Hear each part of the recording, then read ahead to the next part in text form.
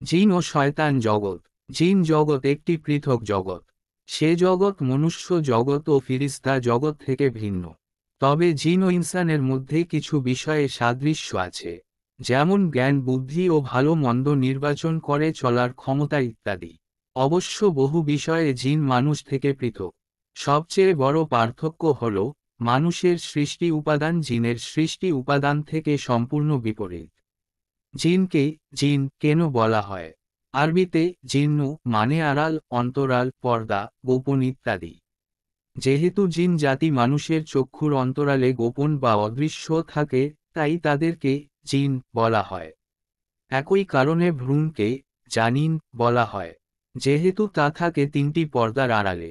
লালকেও মিজান্নু বলা হয়, যেহেতু যোদ্ধা তার আড়ালে থেকে দুশমনের অস্ত্র থেকে নিজেকে রক্ষা করে।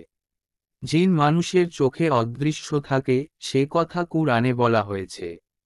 يا بني آدم لا يفتننكم الشيطان كما أخرج أبويكم من الجنة ينزع عنهما لباسهما ليريهما سوآتهما إنه يراكم هو وقبيله من حيث لا ترونهم إنا جعلنا الشياطين أولياء للذين لا يؤمنون হে আদমের সন্তানগণ, শয়তান যেন তোমাদেরকে কিছুতেই ফিতনায় জড়িত না করে, যেভাবে সে তোমাদের পিতা মাতাকে ফিতনায় জড়িত করে, জান্নাত হতে বহিষ্কৃত করেছিল, তাদের লজ্জাস্থান তাদেরকে দেখাবার জন্য বিবস্ত্র করে ফেলেছিল।